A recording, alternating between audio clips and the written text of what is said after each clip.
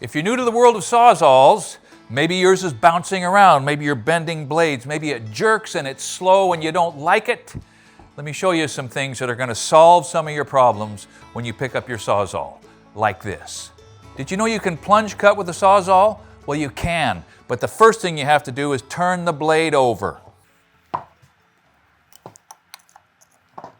Makita for the win. Turning the blade over changes the angle of approach.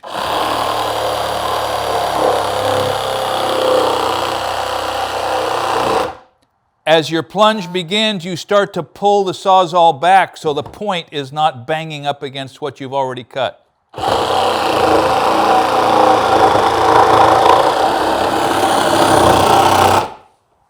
Just like that.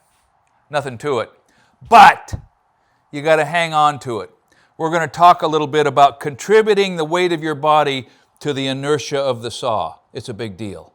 There's a couple reasons your Sawzall could be cutting slowly. First, because the blade might be dull. Setting that aside, because the reciprocating motion is not in contact with the wood, but it's in contact with your body. If you don't have your body mechanics firmly backing up the saw,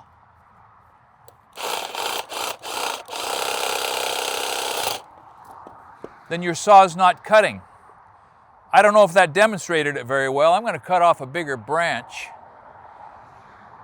If it begins to bind, that'll show it. Watch this.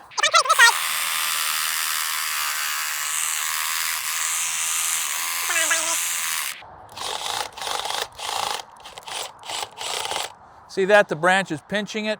That's an exaggeration of the idea that if your saw is not stationary, you're not cutting.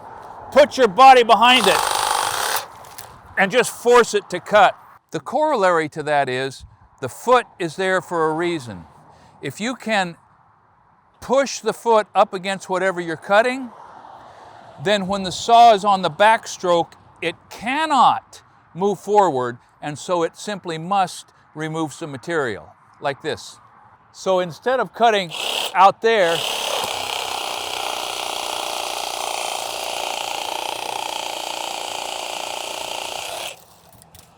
zero vibration.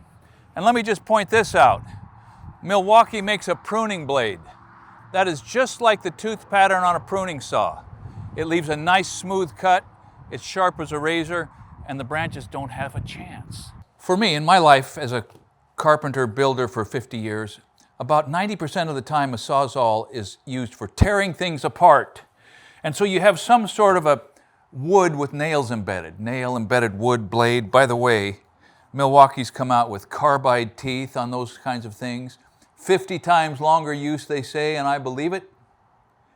This is an earlier iteration of their axe, which is a great demolition blade. It's thick, it's strong. And when you're cutting a stud apart, a trimmer, from a king stud, or you've got to move a doorway, pretty soon, it begins to bind. Can you hear that? Now, one fact of life is if you don't select the right blade length, you're over on the other side tearing up the world or cutting an electrical wire. So pay attention to how much you really need. I mean, this would have been a better choice. But what I'm illustrating is pretty soon it just won't go. That's why when you're doing demolition with a Sawzall, you ought to carry a shim with you. Because a shim takes the pain out of it. You can drive that in between the trimmer and the king stud, get some space, and clip off those nails just one right after the other. And then out it comes, back in your pocket or in your bags, and you're set for the next time you got to cut something apart. Let's say you got to cut pipe, steel pipe, blade length. You don't want a whole bunch like this little 1-inch, 3/4 inch galvanized pipe. I wouldn't use this guy. It's just too long. There's too much out there to flop. I'll probably use this one because it's Milwaukee Torch, I think. These are my go-to for metal. This is an 18 tooth count. The finer the teeth, the happier it is cutting in steel. I'll show you one that's worn out here in a second. But it'll melt right through here. You start out kind of slow, up against the foot, pushing down.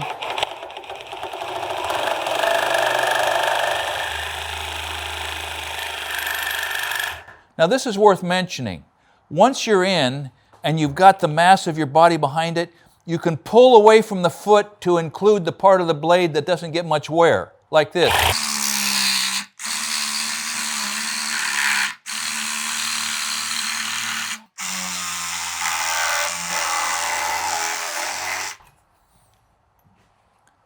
So could you pick up on that?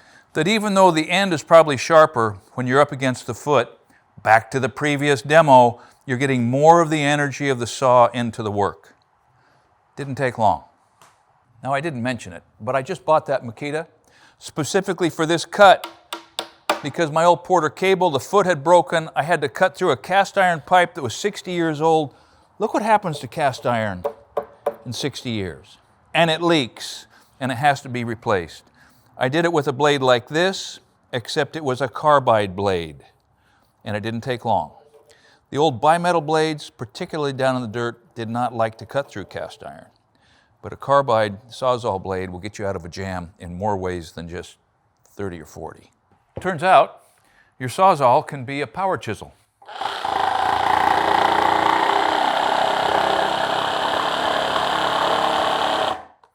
I'm kidding, that's not a power chisel, that's a scraper. And here's a fun fact. The reason this is called a Sawzall is because Milwaukee made them first. This was my Sawzall from years ago, Sawzall. And I know it irritates some of you guys when I call a Makita reciprocating saw a Sawzall, but what's easier to say, Makita reciprocating saw or Sawzall, right?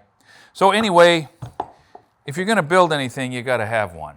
And if you're gonna tear anything apart, you've really, really, really gotta have one. And do yourself a favor and keep track of the new blades and attachments that are showing up on the shelves, because just like everything else in construction, there are brilliant people moving the convenience and efficiency of our tools forward every single day. As far as blades, I'm not going to give you a recommendation, except I usually buy Milwaukee, but I sometimes buy Lennox. And if a friend of mine loans me some DeWalt, I'll use them. They all do it. But if you've got a sharp blade and your Sawzall will oscillate a little bit, there's a setting on this old Tiger saw where it'll either go straight forth and back, or it will very slightly do this. That makes a big difference. It's kind of like rocking back and forth in the cut, like this.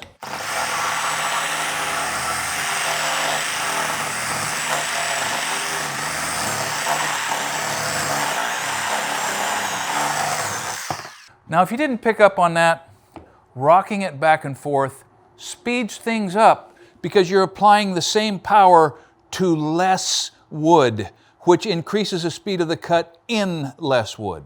Now, is it a 2-to-1? No, it's not 2-to-1, but it just helps. And it also kind of helps you stay more linear. It makes your cut somewhat straighter if you're continually running in and out of where you've been, if that makes sense. So just to wind this up, this old Tiger saw has given me good service right up until the foot broke, and I had to weld that back.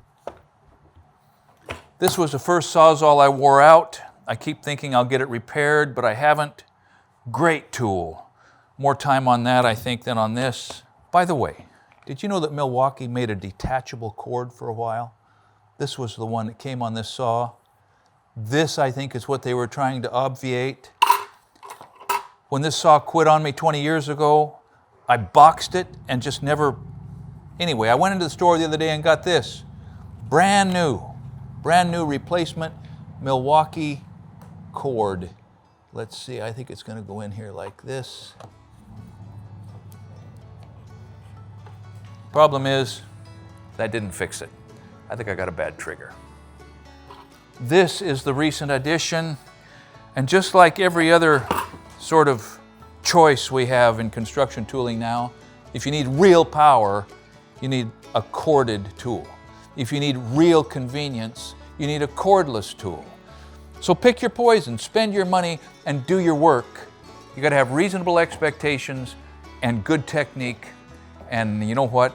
You can make things happen with a Sawzall that you can't make happen with anything else. Thanks for watching Essential Craftsman. Keep up the good work.